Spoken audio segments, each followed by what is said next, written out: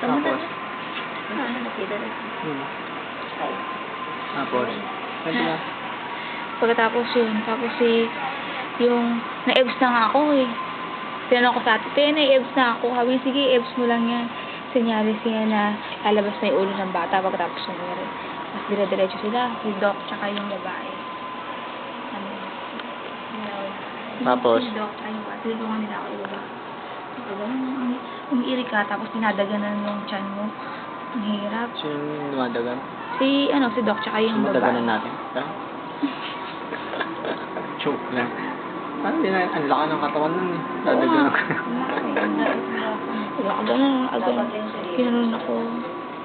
Tapos umiiri ako. Umiiri ako na napapagayan yung ulo ko. Tapos anong ginagawa din sa... Hindi mo naramdaman parang gusto mo nang tumae. Nararamdaman mo yun? O yun, palabas na. Palabas na. Sa naramdaman ko siya, kasi ako tinurukan eh. Naramdaman ko yung lumabas na siya. Tapos, pinatong siya sa tiyan ko. Nung pinatong siya sa tiyan ko, wala, natulog na ako.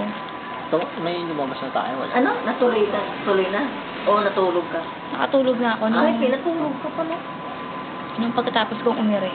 Yung injection. Ano ka tapos Painless. naramdaman mo lumabas ng baby? Oo, naramdaman ko. Tapos narinig mo iyak na hindi? Hindi ko na narinig yung iyak niya. Okay na to.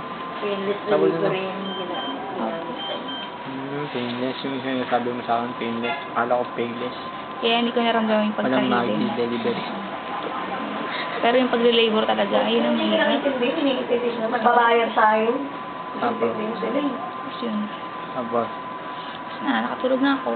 Basta naramdaman ko pang may nagbuhat sa akin. Hindi babayar ka naman. Tapos, Baka naman tapos, sila. gising na ako, nandito na ako. May nga. Habang dinadaganan ka ni doktor, meron doon kumukuha. Oo, parang nilalakahan niya yung butas sa ano ko. Sino? Ay, yung midwife? Hindi, wala namang ginagawa yung butas.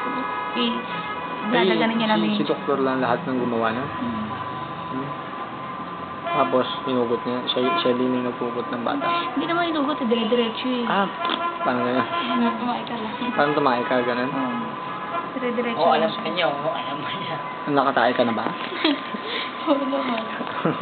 Kaya alam mo. Himala. Paano tumahan? Tapos, hinuhugasan yung pato pag uang EBS ako. Ano, Init tumakay ng ka? tubig. Oo nga. Nagkatae ka? Ma.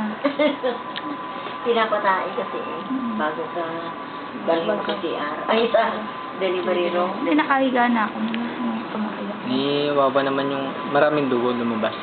Hindi ko napansin. Ilang yung bata? Yung dugo ko. Hindi, basta naramdaman ko parang may buong dugong lumabas.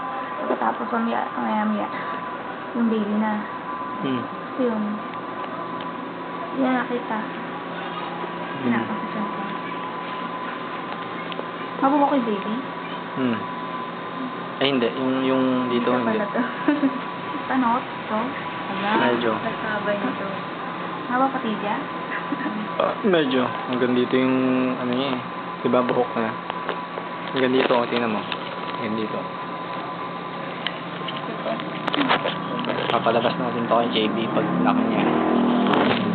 Yun lang. Tapos, ano masasabi mo kay JB? Hindi ko masyado natitigan eh. Hindi, ano masasabi mo ngayon? Panini. Baktang siya agad eh, no? Gano'n, hindi tama tumayo ka. Akala ko kanina, titingnan mo. Ako rin eh. Kaya steady ka dito yung pala gusto mong punta sa kabila. Init na ako. Tumba siya. Nanginginig yung kamay niya, nanginginig gano'n. Kanina. Kanina ang pagbagsak mo yun. Dudugagod eh. Naka-bumpers ka? Oo, yan. Parang Adult diaper. Wala ko baby diaper. ano, kaya naman yun kahapon, Beno. Hmm. Pumunta ako rito, naka-baby diaper ako. Ikaw? Yeah. Salit ba? Yun Ayaw lang. na niyang gumising.